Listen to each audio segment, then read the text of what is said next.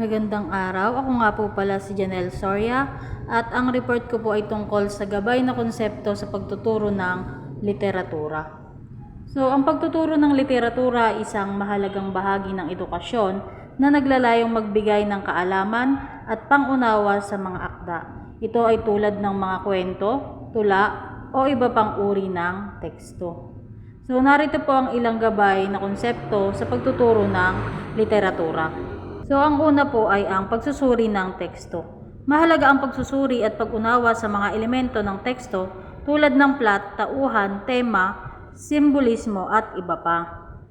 So, ang mag-aaral ay dapat matutong mag-analisa ng teksto upang masuri ang mensahe nito. Ang pangalawa ay konteksto. Mahalaga rin ang pag-aaral ng konteksto ng akda, kabilang na ang buhay ng may akda, panahon at kultura. Dahil ito ay nakatutulong sa pag-unawa sa mga mensahe at layunin ng akda. Ang pangatlo ay ang kritikal na pag-iisip. Dapat ma-encourage ang mga mag-aaral na magkaroon ng kritikal na pag-iisip. So, hindi lamang dapat silang tumanggap ng impormasyon mula sa akda, kundi dapat ding magtanong at magbigay ng sariling opinyon. Ang pang-apat na gabay ay ang paggamit ng teorya. Maaaring gamitin ang mga teorya tulad ng literacy criticism or literacy theory upang masuri ang akda. So, ang mga ito ay makatutulong sa masusing pagsusuri ng isang teksto. Ang susunod na gabay ay ang pagsusuri ng estilo. Dapat tukuyin ng mga mag-aaral ang estilong ginagamit ng may akda, kabilang na ang mga tanyag na literacy device tulad ng simile, metaphor, symbol at iba pa. Ang susunod na gabay ay ang pagpapahalaga sa kultura. Ang pagtuturo ng literatura ay nagbibigay pagkakataon na maipakita ang halaga ng iba't ibang kultura at pananaw. So, dapat itong maging oportunidad na magkaroon ng respeto at pangunawa sa mga pagkakaiba-iba. Ang susunod na gabay ay ang pagsusuri ng pag-unlad. Maaring pag-aralan ng pag-unlad ng panitikan sa iba't ibang yugto ng kasanayan. So, ito ay makatutulong sa pag-unawa ng pagbabago at pag-usbong ng panitikan. Ang panghuling gabay ay ang pagsusuri ng sariling kaisipan. So, dapat ding ma-encourage ang mga mag-aaral na mag-reflect sa mga pag-aaral na ito at magbigay ng sariling interpretasyon at kritisismo sa mga akda. So, sa pamamagitan ng mga konseptong ito ay maaaring maging mas makabuluhan at masuri ang pag-aaral ng literatura at maging mas malalim ang pangunawa ng mga mag-aaral sa mga akda at sa mundo ng panitikan. So, bakit nga ba kailangan nating pag-aralan ang panitikan? So, ang pag-aaral ng panitikan ay may ilang mga mahalagang dahilan.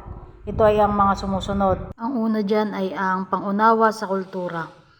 Ang panitikan ay nagbibigay ng ugnayan sa kultura ng isang bansa o grupo ng tao at ito rin ay nagpapakita ng mga kaugalian, tradisyon at paniniwala ng lipunan.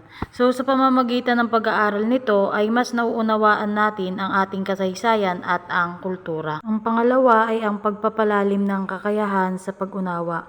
Ang pag-aaral ng panitikan ay nagpapalawak sa ating kakayahan sa pagsusuri at pag-unawa ng mga teksto. So, ito ay nagbibigay sa atin ng mga kasanayang pang-analytical at pang-critical. Ang susunod ay ang pagsasanay sa komunikasyon. Ang pag-aaral ng panitikan ay nagpapalakas sa ating abilidad na magpahayag at makipag-ugnayan sa iba sa pamamagitan ng pagsusulat at pagsasalita. So, ito ay nakatutulong sa atin na maging mas epektibong komunikador. Ang pang-apat ay ang pagpapahalaga sa sining. Ang panitikan ay isang uri ng sining at ito ay nagbibigay halaga sa kahalagahan ng pagpapahayag ng damdamin, idea at karanasan sa pamamagitan ng mga salita. So, ito ay nagbibigay ng inspirasyon at pag-asa sa mga tao. At ang panglima ay ang pagnanasa sa kaalaman. Ang pag-aaral ng panitikan ay nagpapabukas ng ating kaisipan at iba't ibang idea at karanasan ng tao. At ito ay nagbibigay inspirasyon at nagsusulong ng pagnanasa sa karagdagang kaalaman at pangunawa. So, sa pangkalahatan, ang pag-aaral ng panitikan ay hindi lamang tungkol sa pagbabasa ng kwento o tula, kundi tungkol din sa pag-unawa at pagpapahalaga sa iba't ibang aspeto ng kultura, sining at komunikasyon. At dumako na tayo sa pasalindila. Ito ay isang salitang Pilipino na maaring tumukoy sa pagpapasa at paglilipat ng isang idea, kaisipan at mensahe mula sa isang wika patungo sa isa pang wika. So ito ay sinasagawa upang maiparating ang mensahe o impormasyon sa mga taong nagsasalita ng iba't ibang wika. At ang pasalindila din ay isang mahalagang kasanayan lalo na sa isang multilingual na bansa tulad ng Pilipinas upang mapanatili ang pagkakaroon ng akses sa kultura, kaalaman at idea mula sa iba't ibang wika at panitikan. So ang pangunahing layunin ay mapanatili ang kahulugan at kagandahan ng orihinal na teksto habang ginagamit ang ibang wika. Ang pasalandilang panitikan ay napapangkat sa mga sumusunod. Ang una na dyan ay ang kwentong bayan o folklore. Ito ay mga kwento, alamat at tradisyon na nagmula sa mga sinaunang panahon at tinuturing na bahagi ng kultura ng isang lugar o komunidad. So, ilan sa mga halimbawa ng kwentong bayan sa Pilipinas ay ang mga sumusunod. Alamat ng malakas at maganda. So, ito yung kwento tungkol sa paglikha ng unang tao at ng unang babae sa pamamagitan ng bathala at pinapakita nito ang pinagmulan ng tao sa mitolohiya ng Pilipinas. Pangalawa ay ang alamat ng Bulkang Mayon. So, isinasalaysay nito ang kwento ng Daragang Magayon at ang pagkabuo ng Bulkang Mayon sa Bicol at nagpapakita ito ng pagmamahal, pag-aalaga at panganib. Ang pangalawa ay ang kasabihan. So ito ay mga payo o katanungan na nagbibigay halaga sa kaalaman at karanasan ng mga nakaraang henerasyon. So ito ay nagpapahayag ng mga aral o prinsipyong maaaring gabayan tayo sa ating buhay. So narito ang ilang mga halimbawa sa mga kasabihan sa Pilipinas. Ang una dyan ay ang hindi marunong lumingon sa pinanggalingan ay hindi makakarating sa paroroonan. Ang pangalawang halimbawa ay habang maikli ang kumot, matutong mamaluktot. Ang susunod ay ang bugtong. Ito ay isang uri ng palaisipan o pagsusuri ng kung saan ang isang tao ay nagbibigay ng isang maikli o masusing paglalarawan ng isang bagay, hayop o konsepto. So ito ay may magandang pagkakaanyo at pagkakaporma ng mga salita upang maging mas komplikado at mas mabigat ang palaisipan. So narito ang mga halimbawa ng bugtong. Anong puno ang walang sanga? May binti, walang paa, maglalakad ng mag-isa. Ano ito? Ang susunod ay ang salawikain. Ito ay makabuluhang kasabihan o idioma na nagpapahayag ng mga aral o karanasan sa buhay. So ito ay nagmumula sa mga matatanda at nagpapakita ng kaalaman ng isang kultura. So narito ang ilang halimbawa ng salawikain sa Pilipinas. Una na dyan ay ang taong walang kibo nasa loob ang kulo. So nagpapakita ito na ang tahimik o mahinahon na tao ay maaring may malalim na iniisip o damdamin.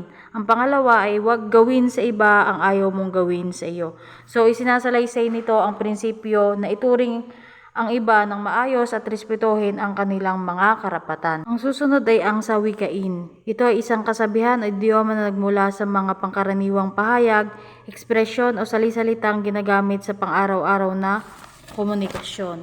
So ang mga sawikain ay nagbibigay kulay at kahulugan sa wika ng isang kultura. So narito ang mga halimbawa. Pag ang pusay wala, ang dagay maglalakad. So nagpapakita ito ng kahalagahan sa pagbabantay o pagiging alerto sa mga sitwasyon. Ang pangalawang halimbawa ay ang huli man daw at magaling maihahabol din. So nagpapakita ito ng sa kabila ng pagkukulang may pag-asa pa rin makabawi. Ang susunod ay ang sabi-sabi. So ito ay isang ekspresyong ginagamit upang magtukoy sa mga kwento o impormasyong nakuha o narinig mula sa iba't ibang pinagmulan ngunit hindi pa tiyak kung totoo o hindi. So ito'y maaaring maging isang balita, chismis o alingaw-ngaw ng mga tao tungkol sa isang particular na pangyayari o yung tao. At ang panghuli ay ang palaisipan. So ito ay isang uri ng pagsusuri o pasalitaan na naglalaman ng mga tanong o pahayag na nagpapalabas ng isang komplikadong sitwasyon o pag-aaral na nangangailangan ng katalinuhan at pag-iisip upang masagot o maunawaan. So ito naman ay may layuning magbigay ng hamon sa isipan ng mga tao at pagbutihin ang kanilang kasanayan sa lohika at pagsusuri. So narito ang ilang halimbawa ng palaisipan. May 3 baka at 4 na kaldero ng adobo. Ilan ang paa ng baka? So ang pangalawa naman ay kung ang lolo mo ay ama ng iyong ama, ano ka ng kanyang mga apo? Ang pangalawang report ko po ay ang panitikan mula sa iba't ibang manunulat. So ang panitikan ay nagmumula sa iba't ibang manunulat na nagpapahayag ng kanilang mga karanasan, idea at kaisipan sa pamamagitan ng mga akda o pagsusulat. Ito ay isang mahalagang bahagi ng kultura at sining ng isang bansa at ito ay nagbibigay pagkakataon sa mga manunulat na maipahayag ang kanilang mga saloobin, magkwento ng mga kwento o magbigay ng mga pag-aanalisa sa iba't ibang aspeto ng buhay. Ang mga manunulat ay maaaring magmula sa iba't ibang larangan ng panitikan tulad ng tula, maikling kwento, nobela, dula, sanaysay at iba pa. Ito ay magdadala ng iba't ibang estilo, tema at pananaw na magbibigay kalidad at diversity sa panitikan ng isang bansa. So may iba't ibang mga manunulat at mga dalubhasang Pilipino ang nagbigay ng kahulugan sa panitikan ayon sa kanilang pananaw bilang mamamayan ng Pilipinas. Una na riyan ay si G.A. Sarias na ang sabi niya ang panitikan ay nagpapahayag ng damdamin ng tao tungkol sa iba't ibang bagay sa daigdig, sa pamumuhay, sa pamahalaan sa lipunan at sa kaugnayan ng kanilang kaluluwa sa dakilang lumikha. Ang susunod ay si G. Abadila na ang sabi niya ay ang panitikan ay bungang isip na isinatitik. Ang pangatlo ay si Jose Arrogante. Ang panitikan daw ay isang talaan ng buhay.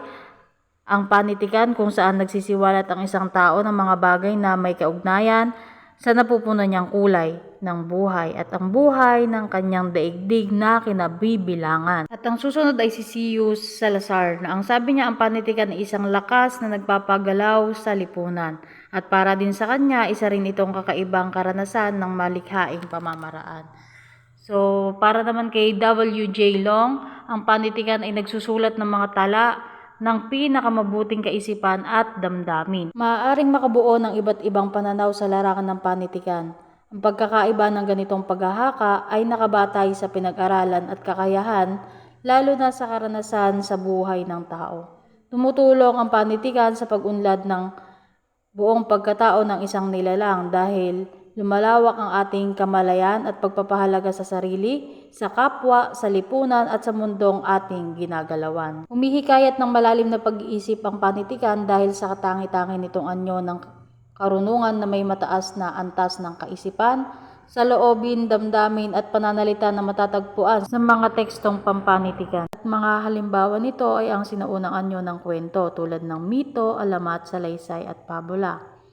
Tula, dula, maikling kwento, nobela, sanaysay, talumpati at anekdota sa piling lathalain man o pasalita at pasulat na kaanyuan. Maraming magagaling na manunulat sa Pilipinas ang nagkaroon ng malalim na impluwensya at kontribusyon sa larangan ng panitikan. So narito ang ilang mga kilalang dalubhasa sa panitikan sa Pilipinas. Una na riyan ay si Dr. Jose Rizal. So kilala si Rizal bilang pambansang bayani ng Pilipinas at isa sa mga pinakakilalang manunulat sa kasaysayan ng bansa. Ang kanyang mga akda tulad ng Noli Me Tangere at El Filibusterismo ay naglalaman ng mga mensahe tungkol sa kalayaan, katarungan at pagmamahal sa bayan. Ang susunod ay si Nick Joaquin. So isa si Nick Joaquin sa mga premyadong manunulat sa Pilipinas. Kilala siya sa mga maikling kwento at mga dula tulad ng My Day Eve and Portrait of the Artist as Filipino. Ang kanyang mga akda ay nagpapakita ng kultura at kasaysayan ng Pilipinas. Ang susunod ay si F. Shonil Jose. So siya ay isang pangunahing manunulat sa Pilipino at nakilala siya sa nobelang Rosales Saga na naglalahad ng mga kwento tungkol sa buhay ng mga Pilipino sa ilalim ng kolonyalismo at karapatan ng tao. Ang susunod naman ay si Luwalhati Bautista. So siya ay nakilala sa akda tulad ng dekada 60 na nagbibigay tinig sa mga isyu ng kababaihan at karapatang pantao sa lipunan. Ang susunod naman ay si Bienvenido Lombera. So siya isang kilalang kritiko at manunulat sa Pilipino. Siya ang unang Pilipino na nanalo ng Ramon Magsaysay Award for Journalism, Literature and Creative Communication Arts noong 1993. Ipinakita niya ang kahalagahan ng kritikal na pagsusuri sa panitikan. At ang panghuli ay si Amado Hernandez. So siya isang makata, manunulat at aktivista. Ipinakilala niya ang kilalang tanyag na bayan ko, isang tanyag na tanyag sa mga Pilipino. So ang mga manunulat na ito ay nagbigay halaga sa panitikan sa Pilipinas sa pamamagitan ng kanilang mga akda na nagpapakita ng kultura, lipunan at mga suliranin ng bansa. Sila ay tumulong sa pagpapayaman at pagpapalaganap ng kaalaman at kultura sa bansa. At dyan na po nagtatapos ang aking report. Maraming salamat po sa inyong pakikinig.